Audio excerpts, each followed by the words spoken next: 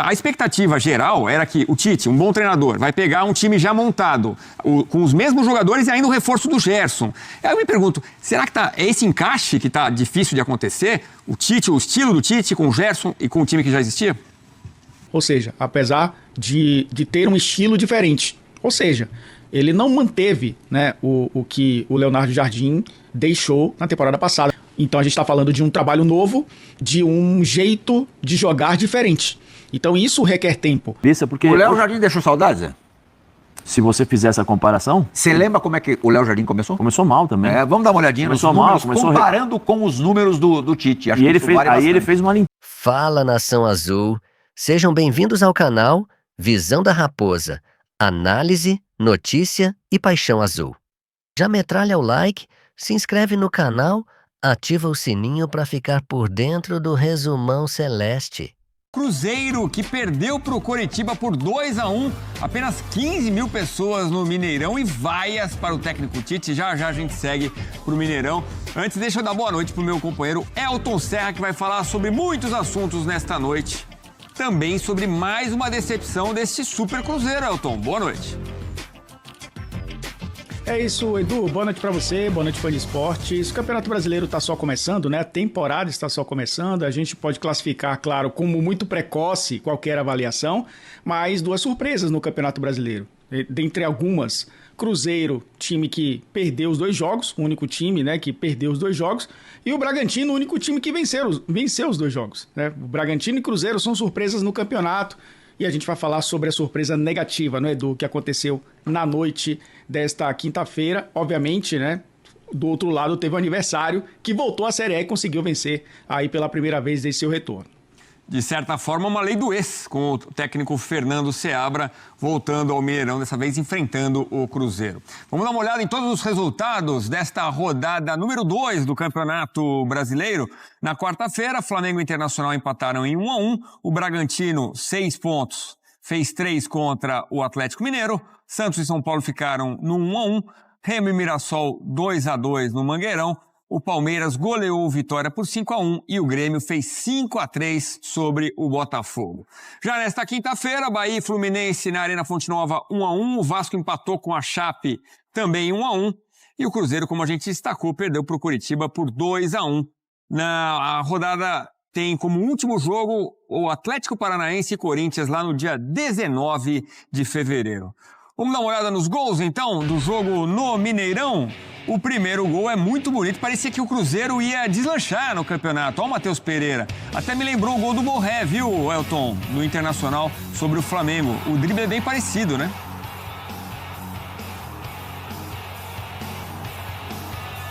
Sim, Edu, e o zagueiro ficando na saudade, né? Não deslizou tanto quanto o zagueiro do Flamengo, mas é uma jogada que surge muito bem dessa triangulação pelo lado direito do ataque do Cruzeiro. E aí o Matheus Pereira, que é um jogador, né, que renovou seu contrato, é um jogador importantíssimo, acabou sendo importante também no primeiro gol, mas foi um Cruzeiro que caiu de rendimento e a gente viu, né, Edu, o Curitiba crescer no Mineirão. Ainda no primeiro tempo, uma boa troca de passes e resultou ali essa troca no Joaquim Lavega, encontrando a bola lá sozinho no meio da área e empatando o jogo. Eram 45 minutos do primeiro tempo. Tudo levava a crer que o Cruzeiro iria para o intervalo com uma vitória, mas não, aí mudou o panorama com esse gol do Lavega. E o Coritiba foi muito bem nos contra-ataques. Marca esse gol aí com o Breno Lopes, aos 8 do segundo tempo, e teve outras oportunidades, inclusive com a estreia do Keno no Coxa Branca. Breno Lopes, 2-1, placar final, Elton. E acabou sendo um resultado que, no fim das contas, né, pensando em eficiência e desempenho, o Coritiba foi mais eficiente, com muito menos posse de bola que o Cruzeiro, com um time de contra-ataque, como você falou, e finalizando bastante. Eu vou emendar aqui, me permita, Edu, já que eu estou falando sobre justamente esses números, a gente percebe, né, como o Cruzeiro teve mais posse, finalizou mais, mas sofreu 10 finalizações no jogo. É um time que a gente lembra na temporada passada, permitia poucos adversários finalizarem. Isso a gente viu acontecer no Mineirão com uma frequência nesse jogo contra o Coritiba. Foram 10 finalizações, as 2 finalizações do Coritiba no alvo foram os gols, e por isso eu falo da eficiência, né? O time do Seabra, que conhece muito bem esses caminhos, né? No próprio Cruzeiro jogou de uma certa forma assim, né? Um time de muita transição rápida, foi muito bem, criou mais chances, né? Grandes chances criadas.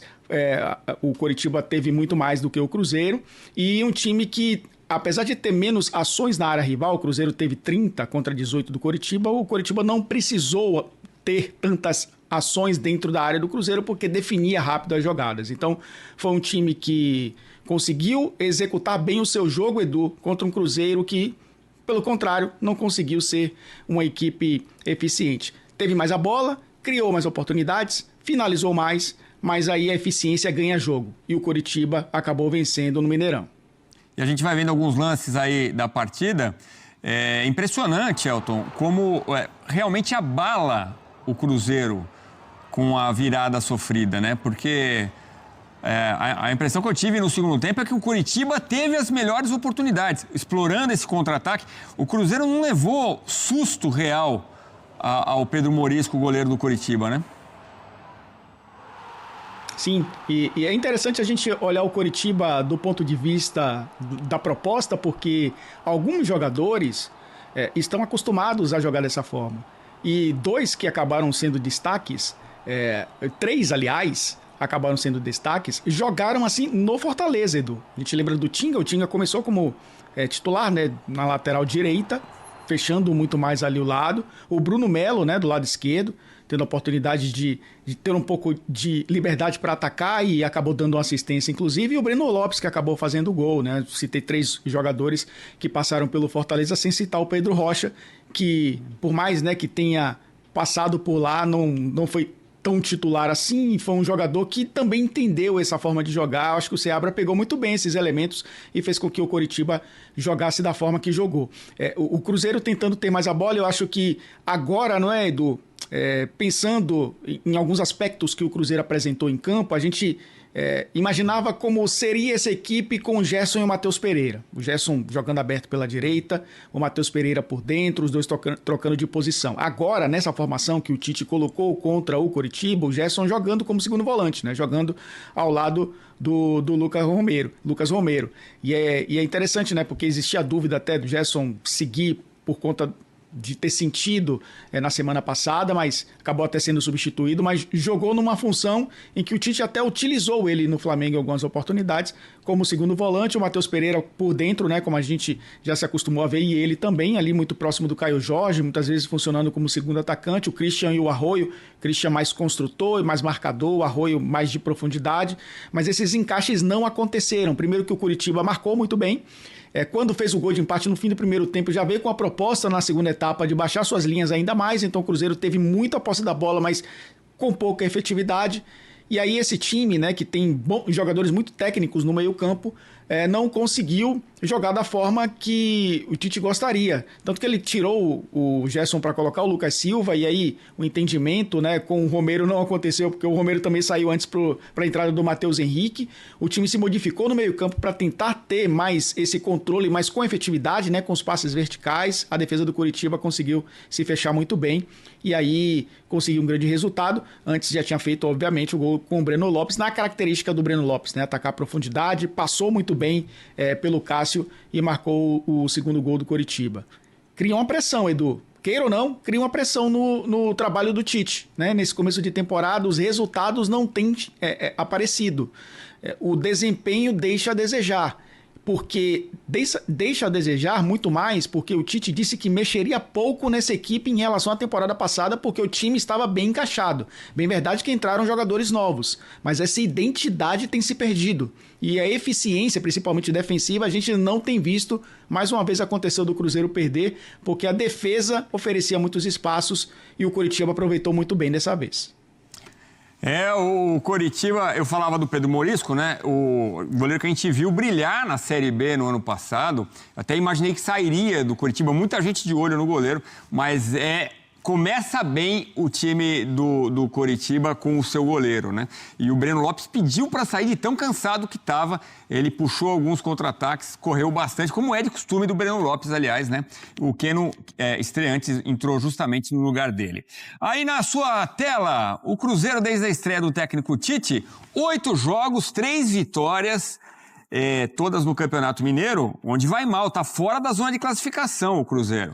E 5 derrotas, aproveitamento de 37%, 11 gols marcados e 12 sofridos. Quer dizer, a média muito ruim de 1,5 gol por jogo sofrida. Vamos lá, Mineirão, o gigante da Pampulha, com a Nath Andrade, que traz as informações, em especial dessas vaias. Muita gente já pedindo para o Tite sair do Cruzeiro. Teve isso, Nath? Boa noite. Boa noite, amigo. Boa noite ao fã de esportes que acompanha. Teve sim e teve muito. E essa desconfiança com o Tite, ela não começou agora, né? Desde que o nome do Tite começou a ser ventilado com a saída do Jardim, a torcida não ficou muito feliz. Já tinha toda uma desconfiança com esses resultados de agora. 5 derrotas em 8 jogos, a torcida perdeu completamente a paciência. Na derrota contra o Botafogo, a Máfia Azul, a maior organizada do Cruzeiro, já tinha soltado uma nota de fora Tite. Agora foi unissono da torcida. Houveram vaias para 2 pessoas em específico. Para o William, que precisou, inclusive, ser substituído, ele falhou nos 2 gols do Cruzeiro, já tinha uma relação complicada com a torcida. Ano passado foi vítima de ameaças, voltou a jogar bem, só que a torcida ainda ficava pegando no pé dele. Esse ano não começou bem, falhou nos 2 gols, foi muito ofendido, muito vaiado, precisou sair, só que ele sai, o Cruzeiro não melhora em campo. E aí sobrou pro Tite, a gente ouviu ofensas, a gente ouviu fora Tite, a gente ouviu até a torcida pedindo pro Tite se demitir. Não pro Cruzeiro demitir o Tite, mas para ele pedir para sair. E o torcedor entende que não vem dando certo, né? O que se esperava era uma continuidade do trabalho do Jardim, tudo aquilo que a gente viu ano passado, um Cruzeiro que encantou o torcedor e teve uma ruptura muito brusca. Então, a paciência da torcida acabou completamente. A gente está aqui na sala de coletiva, inclusive, esperando o Tite para falar, para ver o que ele vai fazer, até para saber se alguma atitude vai ser tomada, se não vai. Todo mundo aqui na expectativa, o Tite chegando, eu volto com vocês. Bom, Nath, só para a gente arredondar as informações rapidinho. Primeiro, o William também falha no clássico contra o Atlético, né? Isso também teve seu peso aí nesse jogo de hoje. E outra coisa, 15 mil pessoas, pior público do ano, né? O torcedor cruzeirense, antes do jogo, já demonstrava, ao não ir ao Mineirão, essa desconfiança, né? Isso, essa falta de paciência, essa desconfiança, ela já vinha. O Tite ganhou uma sobrevida, digamos assim, no jogo contra o Betim, quando o Matheus Pereira faz o gol ali no último minuto, mas isso não acalmou o torcedor, né? Então, assim, a gente viu muitas vaias, o William ali já vinha falhando, a torcida já tem uma bronca com ele, e agora com o Tite também. A gente vai ver como que vai se dar e se vai acontecer essa continuidade no trabalho. Tá bom, Nath, a qualquer momento, então, a prioridade é sua. Aparecendo aí, você nos chama, a gente volta contigo. Obrigado, amiga. Vamos para mais uma tela aqui, falando desse jogo, a vitória do Coritiba em Minas Gerais. Mais de 20 anos que o Coxa não ganhava do Cruzeiro em BH. Olha só, o clima ruim em casa, 1 vitória e 3 derrotas. Quer dizer, como mandante, 25% apenas de aproveitamento, Elton. Realmente é muito ruim, são números péssimos. Aí você vai olhar por outro lado, peraí, é 1 mês de trabalho só, mal chegou, só que é um novo quadro do futebol brasileiro. E o torcedor, a gente viu ontem, o próprio Flamengo, campeão brasileiro, campeão da Libertadores, vaiando o time do Felipe Luiz depois do empate Flamengo Internacional, no intervalo e no final também, pelo menos uma boa parte do Maracanã. Quer dizer, é isso, o torcedor não tem paciência, né? Mas a expectativa geral era que o Tite, um bom treinador, vai pegar um time já montado, com os mesmos jogadores e ainda o reforço do Gerson. Aí eu me pergunto, será que é esse encaixe que está difícil de acontecer? O Tite, o estilo do Tite com o Gerson e com o time que já existia? Eu acho que é a questão da plataforma de trabalho, né? Do jeito que o Tite gosta dos seus times jogando, porque... até isso ficou claro na entrevista do Fabrício Bruno depois do jogo. Ele até falou sobre isso, disse que o grupo tem muita confiança no Tite, só que, apesar da mudança de trabalho, ou seja, apesar de ter um estilo diferente. Ou seja, ele não manteve, né, o que o Leonardo Jardim deixou na temporada passada, pelo menos 100%, né? O próprio Fabrício Bruno fala disso, né? Apesar de ser diferente do que foi feito pelo Leonardo Jardim na temporada passada. Então a gente está falando de um trabalho novo, de um jeito de jogar diferente. Então isso requer tempo. Se o Cruzeiro banca essa contratação, sabendo que o Tite tem, obviamente, ele tem muito essa questão de utilizar o que o técnico anterior fez de bom e manter, até porque ele sabe que uma quebra, porque o grupo não mudou totalmente. Se fosse um grupo diferente, ele poderia começar, inclusive, a temporada do jeito que ele gosta, mas é até parecido com o que o Leonardo Jardim fazia na temporada passada. Acho que a diferença é muito mais um time que partia de uma solidez defensiva para aí sim, né, atacar o adversário, e fez muito bem na temporada passada. O Tite mudou depois que ele passou aquele ano sabático, né, que saiu do Corinthians e retornou, voltou com ideias diferentes, que o levou para a seleção brasileira, de ter aquele jogo apoiado, é um pouco diferente. E aí, lógico que isso precisa de tempo. Se a diretoria está disposta a bancar isso e se fez essa contratação, porque sabe que precisaria desse tempo, Edu, é uma questão realmente de entender como a diretoria vai lidar com a pressão externa. E a gente lembra que na temporada passada, já se passaram tanto tempo, né? Já se passou tanto tempo, na verdade. Eu posso até estar enganado, você pode até me corrigir, Edu, mas foi na temporada passada que o Diniz, né, começou a temporada no Cruzeiro, terminou a temporada, na verdade, temporada 24, e em 25 começou e logo saiu. Então, a gente já tem um exemplo do que aconteceu no Cruzeiro em pouco tempo. Então, lógico que a gente tem que ficar muito atento como o Cruzeiro vai lidar com essa situação. O fato é que os resultados não estão vindo, o desempenho é muito irregular, a pressão acaba aumentando porque quando você contrata, quando você traz jogadores de peso, você sinaliza para os adversários que você está ali, não está para brincadeira, está para brigar pelos títulos, e o Cruzeiro começa 2 passos atrás, ou 6 atrás, né? Porque de 6 pontos disputados não conseguiu nenhum ponto. São 36 rodadas ainda pela frente, ou seja, tem muita coisa para acontecer. A questão é, o que foi feito até agora tem margem para crescimento e você percebe no dia a dia que isso é possível? Essa avaliação sim precisa ser feita, não só pela diretoria, pelo próprio Tite, né? Fazer essa autocrítica que realmente o Cruzeiro está muito abaixo do que poderia apresentar, mesmo sendo o início de temporada, porque esse time é praticamente o mesmo da temporada passada. Tem algumas alterações? Sim, tem algumas alterações. Mas dá para fazer um pouco melhor do que tem feito até agora. Tem que ter uma convicção de que o trabalho tem um caminho e que está ali esse caminho, né? Por aqui a gente vai chegar naquilo que a gente deseja. Depois de segurar o Caio Jorge, depois de renovar com o Matheus Pereira, depois de trazer o Gerson. O fato é que ninguém esperava 2 derrotas nas 2 primeiras rodadas do Cruzeiro, assim como também não esperava o Flamengo com 1 ponto em 2 jogos, né? É o novo futebol brasileiro. Já já a gente segue para falar mais. Vamos ver se a gente pega também a entrevista do Tite ao vivo aqui no Mineirão. E o Seabra aqui teve 2 encontros com seus ex-times, né? O Fernando Seabra havia perdido o primeiro jogo para o Bragantino por 1-0 em casa. Agora, fora de casa, consegue os 3 pontos. A gente já... É uma entrevista totalmente diferente daquele Tite que nós estamos acostumados a ver. Não, se fosse um tempo atrás, não, eu vou tirar essa equipe, eu vou fazer... Mas no Flamengo ele já estava abaixo. Né? Eu tô sentindo no Flamengo ele já estava abaixo. Assim, não sei se eu vou usar a palavra correta ou não, mas muito entregue. O semblante dele entrega muita coisa, né? O semblante está entregando muita coisa. E aí é o que o Rafa falou sobre confiança. Tem uma coisa que o Zé fala direto, né? É claro que a vida é dele, ele faz o que ele quiser com a vida dele. Mas é um cara absolutamente consagrado pelo trabalho em clubes. Na seleção, apesar de ter parado nas quartas de final na Rússia e no Catar, os 2 ciclos foram muito positivos. Um treinador acima de qualquer suspeita. Sim, o Tite é um grande treinador. Uma grande Financeiramente, está com a vida resolvidíssima. Já está com a idadizinha mais avançada. Puxa vida.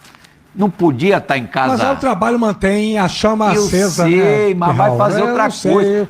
Mas acende a chama em outro lugar, ficar à beira do campo aí, sendo vaiado depois da terceira, quarta foi derrota. pior que vaiar, foi xingado. Nesse caso eu concordo. Ontem ele foi ofendido. Eu acho assim, se ele quiser tiver interesse e fizer parte do plano de vida dele virar um coordenador técnico, um gerente técnico, eu entendo esse raciocínio e apoio. Eu acho que seria algo até vantajoso para ele, menos pressão direta pelo resultado e um olhar um pouco mais de trás, né, dos bastidores, tendo o poder de tomar algumas decisões na rotina que são importantes, que impactam no trabalho do técnico no campo, de repente desenvolver o filho dele para ser o seu substituto. Isso eu acho legal, eu acho que faz sentido. Agora, largar o futebol não é o dinheiro que move o Tite, né?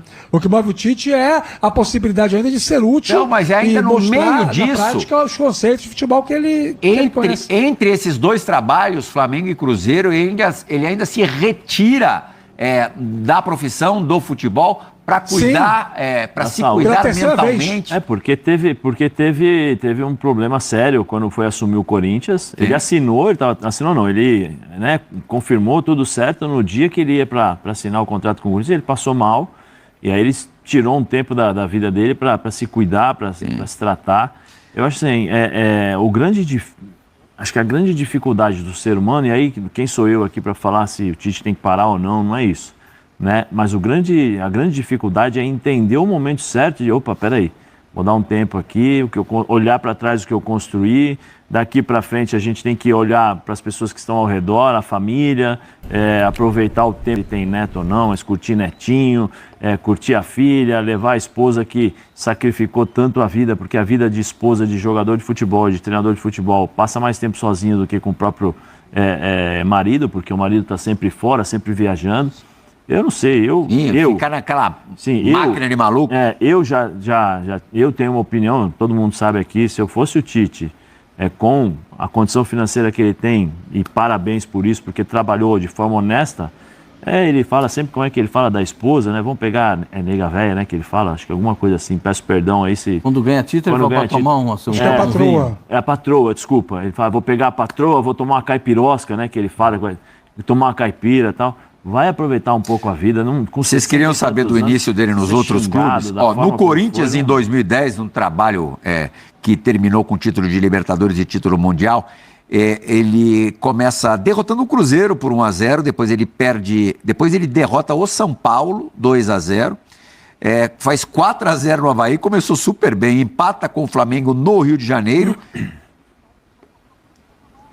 Tá ao contrário. E ele começa derrotando o Palmeiras 1-0, depois empata com o Flamengo e aí emenda 3 vitórias contra o Avaí, 4-0, 2-0 no São Paulo e 1-0 no Cruzeiro.